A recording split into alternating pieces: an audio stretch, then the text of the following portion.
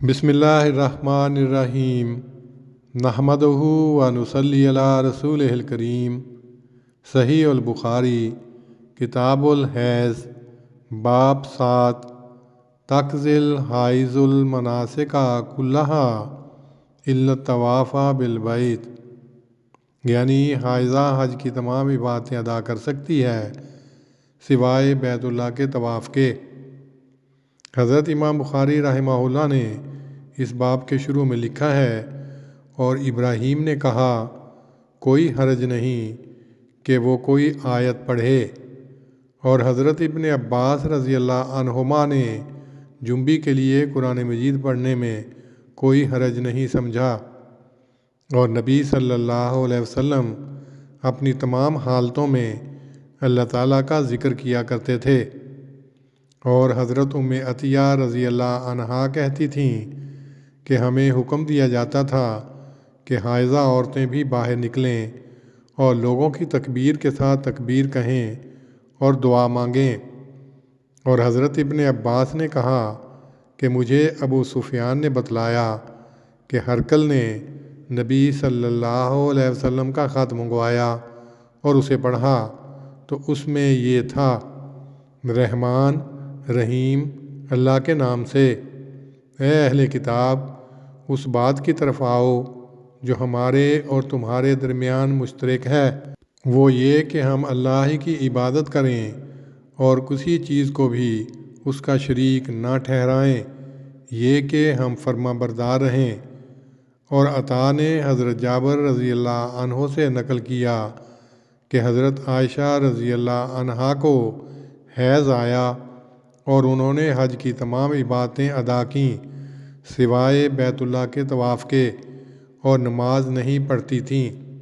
اور حکم نے کہا میں تو ذبح بھی کرتا ہوں حالانکہ جنبی ہوتا ہوں، اور اللہ عز و جل نے فرمایا مت کھاؤ ان چیزوں سے جن پر اللہ کا نام نہیں لیا گیا۔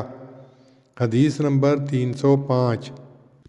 قاسم نے حضرت عائشہ رضی اللہ عنہا سے روایت کی، انہوں نے کہا کہ ہم نبی صلی اللہ علیہ وسلم کے ساتھ نکلے اور ہم حج ہی کا ذکر کرتے تھے۔ جب ہم صریف مقام میں آئے تو مجھے حیض آ گیا۔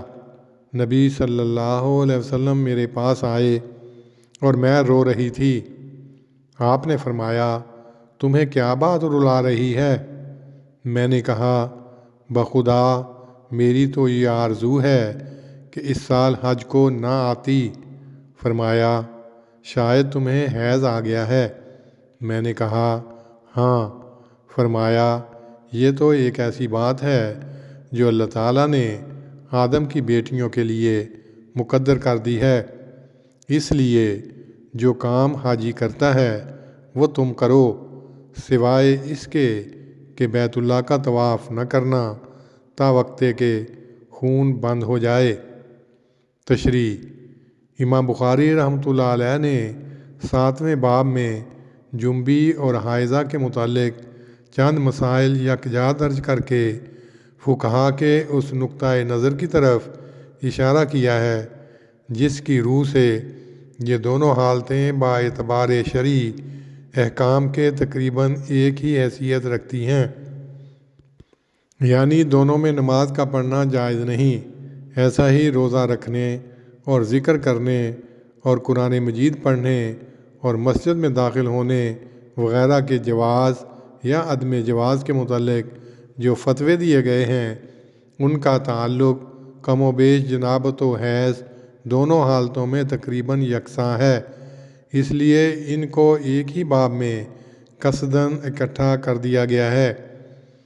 باب مذکور میں بہت سے حوالے دینے کے بعد ایک ہی روایت پیش کی گئی ہے جس کے ایک تو یہ معنی ہے کہ مسائل مختلف فیہا کے متعلق جتنی روایتیں فقہا کی طرف سے پیش کی جاتی ہیں وہ امام بخاری رحمۃ اللہ علیہ کی شروط کے مطابق مستند نہیں، اور دوسرے اس کے یہ معنی ہیں کہ جن جزئی مسائل میں اختلاف کیا گیا ہے وہ سب حضرت عائشہ رضی اللہ عنہا کی مستند روایت سے حل ہو جاتے ہیں۔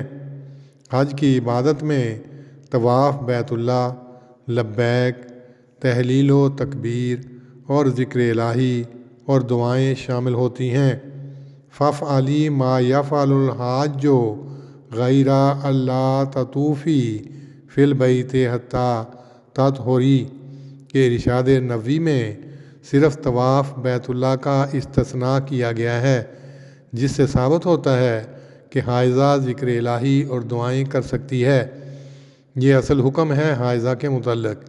رہا یہ مسئلہ کہ آیا وہ قرآن مجید بھی پڑھ سکتی ہے یا نہیں، اس کے متعلق امام بخاری رحمۃ اللہ علیہ نے ابراہیم نخفی کا فتویٰ جواز نقل کر کے اس خیال کو رد کیا ہے کہ حائضہ کے قرآن مجید نہ پڑھنے کے بارے میں سب فقہا متفق ہیں۔ جنبی کے متعلق حضرت ابن عباس کا فتویٰ اور رسول اللہ صلی اللہ علیہ وسلم کا عمل درآمد پیش کیا گیا ہے۔ حضرت ام عطیہ کی روایت خود امام بخاری نے کتاب العیدین باب التکبیر ایام منا و اذا غدا الی عرفہ میں موصولاً نقل کی ہے۔ ہرکل کے واقعے کی طرف اشارہ کر کے یہ استدلال کیا گیا ہے کہ نبی صلی اللہ علیہ وسلم نے ہرکل کو خط لکھا اور اس میں قرآن مجید کی آیتیں تھیں۔ جب ایک کافر کے لیے جس کو معنوی ناپاکی کی وجہ سے نجس کہا گیا ہے قرآن مجید کی آیتیں پڑھنی جائز تھیں، تو ایک مسلمان عورت کے لیے بوجہ عارضی ناپاکی کے اس کا پڑھنا کیوں کر ناجائز ہو سکتا ہے؟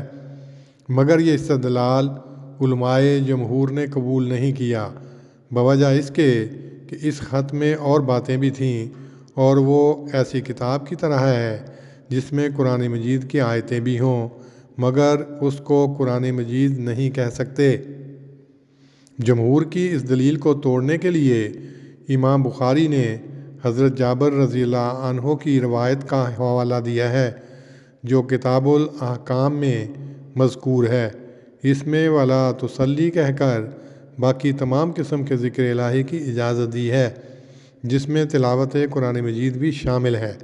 اگر یہ ناجائز ہوتا تو آن حضرت صلی اللہ علیہ وسلم نماز و طواف کی طرح اس کو بھی مستثنیٰ فرماتے۔ ایسا ہی امام موصوف نے جنبی کے متعلق حکم بن عتیبہ کا فتویٰ اور عمل درآمد پیش کیا ہے، جو کوفہ کے فقیہ تھے۔ ذبح کرنے میں اللہ تعالیٰ کا نام لینا پڑتا ہے، ورنہ وہ ذبیحہ حرام ہوگا۔ امام ابن حجر رحمہ اللہ کا خیال ہے کہ امام بخاری رحمۃ اللہ علیہ ان تمام حوالوں سے یہ ثابت کرنا چاہتے ہیں کہ علماء جمہور کی وہ دلیل کمزور ہے جو حضرت علی کی روایت کانا رسول اللہ صلی اللہ علیہ وسلم لا یحجبہ عن القرآن شیئا لیس الجنابہ سے پکڑتے ہیں، کیونکہ یہ روایت کمزور ہے اور اس کے مقابل پر حضرت عائشہ اور حضرت ام عطیہ اور حضرت جابر کی روایتیں اور حضرت ابن عباس رضی اللہ عنہما وغیرہ کے اقوال قوی ہیں۔ عنوان باب کے الفاظ وَكَانَ النَّبِيُّ صلی اللہ علیہ وسلم یذکر اللہ علی کل احیانہ بھی امام ابن حجر کے خیال مذکور کی تائید کرتے ہیں۔ یہ روایت امام مسلم نے حضرت عائشہ سے موصولاً بیان کی ہے۔ اللہم صلی علی محمد وعلی آل محمد کما صلیت علی ابراہیم وعلی آل ابراہیم انک حمید مجید۔ اللہم بارک علی محمد وعلی آل محمد کما بارکت علی ابراہیم وعلی آل ابراہیم انک حمید مجید۔